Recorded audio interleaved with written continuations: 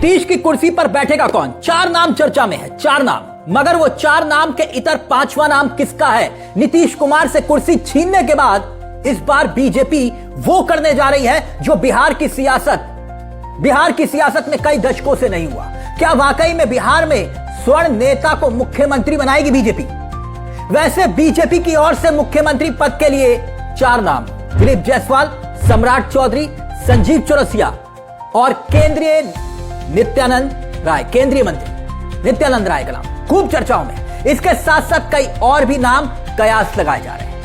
अब इन 4 नामों पर चर्चा हम करेंगे, मगर सवाल यह है, यह बात आई तो आई कहां से? किसी स्वर्ण नेता को शाह कुर्सी सौंप सकते हैं। वैसे तो कहने वाले तो यह कहते हैं कि जिसे सीएम की कुर्सी पर अमित शाह को बिठाना है या बैठने वाले हैं। वैसे बिहार नतीजों के बाद बीजेपी ने मुख्यमंत्री के चेहरे को चुन लिया था, या फिर यूं कहिए कि सही वक्त का इंतजार हो रहा था। क्या वाकई में अब शाह नीतीश कुमार की कुर्सी पर किसी स्वर्ण नेता को बिठाने वाले हैं? यह तो साफ है कि नीतीश कुमार से कुर्सी की विदाई की पटकथा उसी दिन लिखी जा चुकी थी जिस दिन नीतीश कुमार ने 10वीं बार सीएम पद की कुर्सी संभाली थी। तब से ही साफ हो गया था कि अमित शाह किसे मुख्यमंत्री बनाने जा रहे हैं।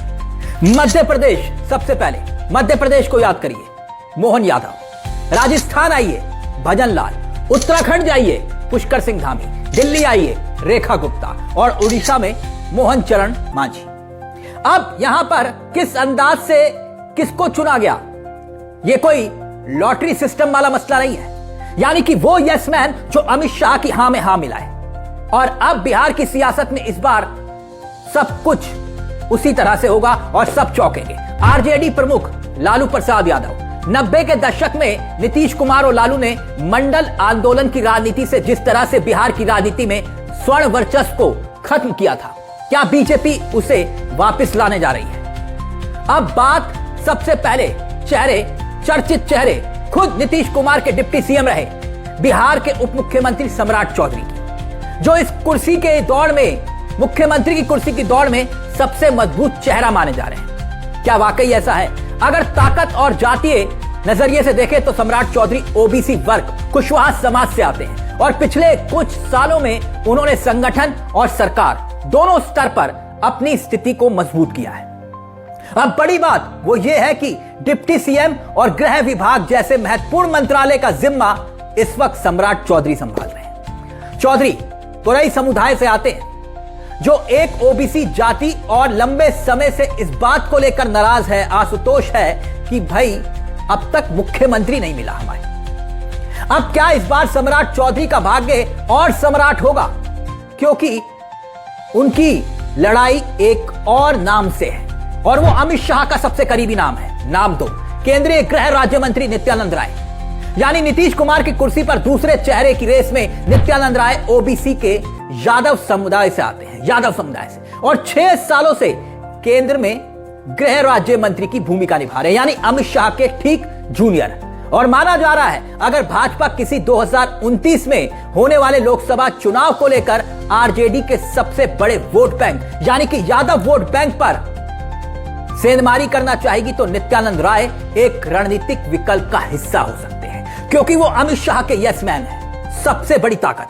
अपने राजनीतिक जीवन की शुरुआत नित्यानंद राय ने एबीवीपी तेज तरार कार्यकर्ता के रूप में, संघ के कार्यकर्ता के रूप में और अयोध्या आंदोलन में अपना चेहरा चमकाया। बिहार की राजनीति में यादव वोट बैंक पर परंपरागत रूप से लालू प्रसाद यादव के बाद तेजस्वी यादव ने अपना दबदबा बनाया। 1990 के बाद से वो दबदबा आज तक कायम है। ऐसे में भाजपा अगर यादव समुदाय से, जो शाह की रणनीति है, मुख्यमंत्री बनाती है तो विपक्ष के इस मजबूत वोट बैंक को सेंध लगा सकती है। यह शाह की रणनीति का एक हिस्सा हो सकता है। सीएम की दौड़ में अब तीसरा नाम, वो भी बहुत दिलचस्प है।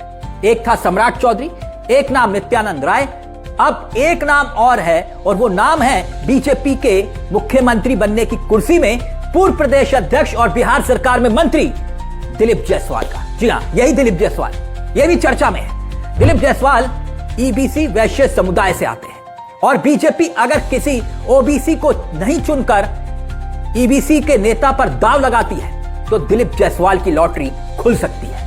एक विकल्प वो भी हो सकते हैं दिलीप जायसवाल वैश्य समाज से आते हैं और सीमांचल के किशनगंज क्षेत्र से उनका मजबूत राजनीतिक आधार तो है, लेकिन एक प्लस पॉइंट और मजबूत प्लस पॉइंट और भी है। केंद्रीय गृह राज्य मंत्री और उसके इतर एक और ये मंत्री, ये दोनों अमित शाह के करीबी हैं। सीमांचल दौरे पर जब भी अमित शाह जाते हैं, किशनगंज जाते हैं, तो दिलीप जायसवाल के मेडिकल कॉलेज में ही ठहरते हैं। इससे उनकी राजनीतिक नजदीकी अमित शाह से मालूम चलती है। अब चौथे नाम पर आइए। चौथा नाम भी बहुत दिलचस्प है। बीजेपी का मुख्यमंत्री बनने की रेस में पटना की दीर्घा विधानसभा सीट से 5 बार के विधानसभा के विधायक रहे संजीव चौरसिया का नाम भी चर्चा में आ रहा है। संजीव चौरसिया ओबीसी समाज के चेहरे हैं, तमोली जाति से आते हैं और उन्हें पटना क्षेत्र के भीतर मजबूत संगठन के आधार पर मजबूत नेता माना जाता है। और ये चौरसिया साहब जो है ना, लंबे समय से विधायक रहने के कारण उन्हें प्रशासनिक और राजनीतिक अनुभव भी हासिल है। संजीव चौरसिया, जिनके पिता गंगा प्रसाद भाजपा के जो संस्थापक सदस्य हैं ना, उनमें से एक रहे और आप देखेंगे पूर्व में सिक्किम के गवर्नर भी रह चुके हैं, राज्यपाल भी रह चुके हैं। मगर क्या बिहार में शाह चौंकाने वाला फैसला लेने वाले हैं? अगर हां, तो फिर वो 5वां नाम कौन है जिसे शाह ने इस कुर्सी पर बिठाने की पूरी तैयारी कर ली है? पहले ये हेडलाइन देखिए, पूरे खेल को समझ जाएंगे। हेडलाइंस आपकी स्क्रीन पर है। ना यादव, ना कुर्मी, ना कुरई। बिहार में स्वर्ण नेता को मुख्यमंत्री बनाएगी बीजेपी, बयान से मची हलचल। अब ये हेडलाइन के मायने क्या है? ये खबर जो है ये एबीपी की हेडलाइंस है, यानी एबीपी न्यूज चैनल की हेडलाइन है। मगर ये बात आई तो आई कहां से? दरअसल एक बयान आया और ये बयान तेजस्वी यादव ने दिया और तेजस्वी यादव के इस बयान के बाद सब चौंक गए। यानी आरजेडी के राष्ट्रीय कार्यकारी अध्यक्ष और विधानसभा में नेता प्रतिपक्ष की भूमिका निभा रहे तेजस्वी यादव का बयान आता है। इसी खबर में देखिए, एबीपी न्यूज की एक खबर है, देखिए आपकी स्क्रीन पर। बीजेपी के एक नेता ने नाम ना छापने की शर्त पर कहा, स्वर्ण मुख्यमंत्री की संभावना को भी पूरी तरह से खारिज नहीं किया जाना चाहिए।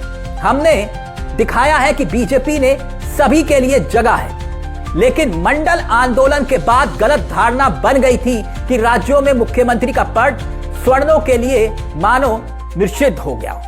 आगे कहा गया है और इसी खबर में आगे कहा गया है, वो बहुत दिलचस्प है। देखिए, बीजेपी ने उत्तर प्रदेश, महाराष्ट्र और राजस्थान में इस धारणा को बदलने में सफलता हासिल की है, जहां जातीय समीकरण होने के बावजूद योग्यता के आधार पर शीर्ष पद दिया है।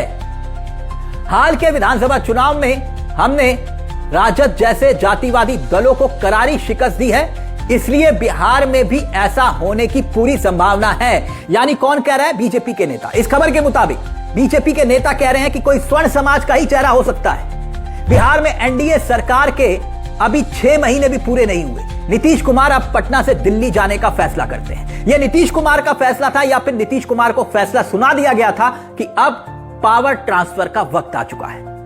ऐसा नहीं है कि रणनीति को एक दिन में अमली जामा पहनाया गया हो, एक दिन में नीतीश कुमार को कुर्सी से हटाया गया हो। नहीं, सबसे पहले नए मंत्रिमंडल पर गौर फरमाएं। बीजेपी ने अपने सबसे बड़े हिस्से को, यानी सबसे मलाईदार मंत्रालयों को अपने पास रखा और सबसे चौंकाने वाला फैसला नीतीश कुमार से गृह विभाग छीन लिया, जो अब तक नीतीश कुमार की सबसे बड़ी ताकत थी। सम्राट चौधरी को वो सौंप दिया गया। तभी से ही साफ हो गया था कि नीतीश कुमार अब महज चंद दिनों की कुर्सी के मेहमान रह गए। खैर, वो तो आपने सुना होगा, बड़े बेआबरू होकर तेरे कूचे से हम निकले, बहुत निकले मेरे अरमा, फिर भी कम निकले। क्या नीतीश कुमार के साथ यही हुआ? 4 नाम, और फिर हम कह रहे हैं कि जैसे उत्तराखंड में हुआ, जैसे महाराष्ट्र में हुआ, वैसे अब बिहार में भी होगा। जैसे मध्य प्रदेश में हुआ, चौंकाने वाला फैसला। अब ये चौंकाने वाला नाम कौन सा होगा? इंतजार करिए। फिलहाल मुझे तिलक चावला को दीजिए इजाजत। एक छोटी सी दरख्वास्त, चैनल को सब्सक्राइब जरूर कर लीजिएगा। ये मंच आप ही का है, जहां हम सिर्फ खबर नहीं दिखाते बल्कि खबर के पीछे की खबर भी बताते हैं। नमस्कार, जय हिंद, जय भारत।